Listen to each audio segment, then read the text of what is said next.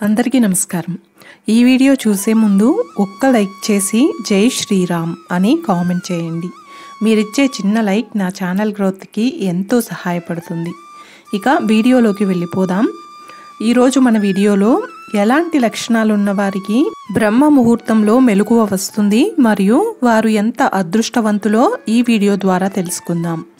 కొంతమందికి ఉదయం 3 గంటల నుంచి 5 గంటల మధ్యలో ఉన్నట్టుండి మెలకువ వస్తుంది। ఇలా మెలకువ రావడం సాధారణమైన విషయం కాదని శాస్త్రాలు చెప్తున్నాయి। ఇది మనకు భగవంతుడు ఇస్తున్న సందేశం। ఇది కేవలం ఒక అలవాటు అని సాధారణంగా తీసుకోవద్దు। ఇలా మీకు మెలకువ రావడం వెనుక చాలా రహస్యం ఉందని అనుకోవచ్చు। ఇలా మెలకువ రావడం వల్ల శాస్త్రీయంగా కూడా ఎన్నో లాభాలు ఉన్నాయి। అసలు 3 గంటల నుంచి 5 గంటల మధ్య మెలకువ ఎందుకు వస్తుందో వివరంగా తెలుసుకుందాం। తెల్లవారుజామున 3 గంటల నుంచి 4 గంటల 30 నిమిషాల మధ్య సమయాన్ని దేవతల కాలంగా పరిగణిస్తారు। దీనినే బ్రహ్మ ముహూర్తం అని పిలుస్తారు। ప్రతిరోజు ఈ సమయంలో అకస్మాత్తుగా మేల్కొంటే మిమ్మల్ని ఈ సమయంలో మేల్కొలపాలని దైవిక శక్తి కోరుకుంటుందని అర్థం।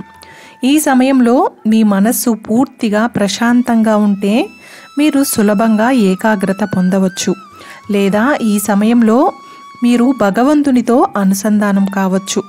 బ్రహ్మ ముహూర్తంలో సానుకూల శక్తుల ప్రకంపనలు అంటే భగవంతుని దివ్య శక్తులు యాక్టివేట్ అవుతాయి। ఈ సమయంలో భగవంతుణ్ణి జపిస్తూ ధ్యానం చేస్తే భగవంతుని అనుగ్రహం సులభంగా లభిస్తుంది। లేదా ఏదైనా పనిని ఈ బ్రహ్మ ముహూర్తంలో చేసినట్లయితే ఆ పని తప్పకుండా విజయవంతం అవుతుందని పురాణాలు చెప్తున్నాయి। బ్రహ్మ ముహూర్త సమయంలో వాతావరణం అంతా ప్రశాంతంగా స్వచ్ఛంగా ఉంటుంది। ఈ సమయంలోనే దైవిక శక్తులు సత్వగుణాల ప్రాబల్యం ఎక్కువగా ఉంటుంది।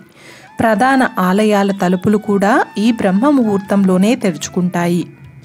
మీ జీవితంలో జరిగే మార్పులను మీరు పట్టించుకోకపోవచ్చు, కానీ మీ ఆత్మ సాక్షిని అడిగితే దానికి ఖచ్చితమైన సమాధానాలు చెప్తుంది।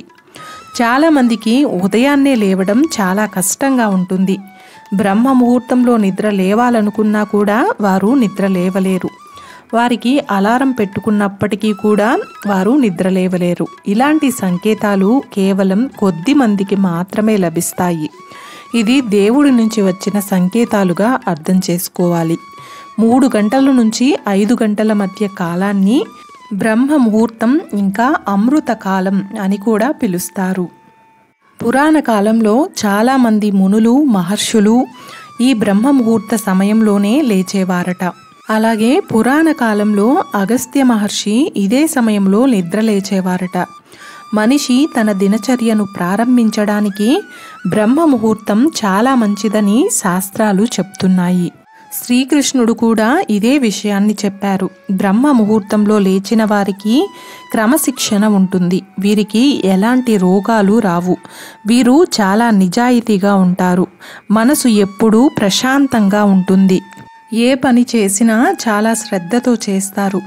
బ్రహ్మ ముహూర్తంలో లేచే వారికి రాగద్వేషాలు ఉండవు, ఎవరి మనసును కూడా బాధ పెట్టరు, ఎవరితో కూడా కఠినంగా మాట్లాడలేరు। కుటుంబ సభ్యులు స్నేహితులు కష్టాల్లో ఉంటే తప్పకుండా ఆదుకుంటారు, జీవిత భాగస్వామిని కూడా చాలా ప్రేమగా చూసుకుంటారు। ఈ గుణాలు ఉన్నవారికి బ్రహ్మ ముహూర్తంలో మెలకువ వస్తుంది। సూర్యోదయానికి ముందే లేచి మన పనులను చేసుకుంటే ఆ పనిలో మనకు విజయం తప్పకుండా లభిస్తుంది। ఇంటి ఇల్లాలు సూర్యోదయానికి ముందే లేచి ఇంటిని శుభ్రం చేసుకుని ఇంటి ముందు చక్కగా ముగ్గులు వేస్తే ఆ ఇంట్లోకి లక్ష్మీదేవి వచ్చి స్థిర నివాసం ఏర్పరచుకుంటుందని పురాణాలు చెప్తున్నాయి। సూర్యోదయానికి ముందే లేస్తే సూర్య భగవానుడి ఆశీస్సులు కూడా ఉంటాయి। సూర్య భగవానుడి మొదటి కిరణాలు ఎవరి మీదైతే పడతాయో వారికి అదృష్టం కలిసి వస్తుంది। సూర్య కిరణాలు మనుషులలోని పాజిటివ్ ఎనర్జీని పెంచుతాయి। మీరు అనుకోకుండా సూర్యోదయానికి ముందే నిద్ర లేచినట్లయితే మీ జీవితంలో పెద్ద మార్పులు జరగబోతున్నాయని అర్థం చేసుకోవచ్చు। జీవితంలోని కష్టాలు తొలగిపోయి సుఖ సంతోషాలు రానున్నట్లు అర్థం చేసుకోవాలి। సూర్యోదయానికి ముందే నిద్రలేచి గోమాత దర్శనం ఎవరైతే చేసుకుంటారో వారు కూడా చాలా అదృష్టవంతులని చెప్పుకోవచ్చు. బ్రహ్మ ముహూర్తంలో లేచిన వారికి భగవంతుడి పైన భక్తి ఎక్కువగా ఉంటుంది.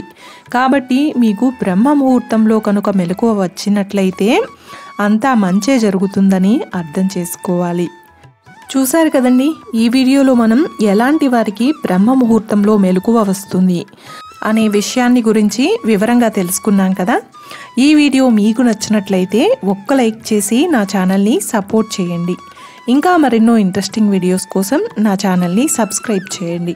అలాగే పక్కనే ఉన్న గంట సింబల్ని ప్రెస్ చేసినట్లయితే నా లేటెస్ట్ వీడియోస్ మీ వరకు వస్తాయి. Thanks for watching.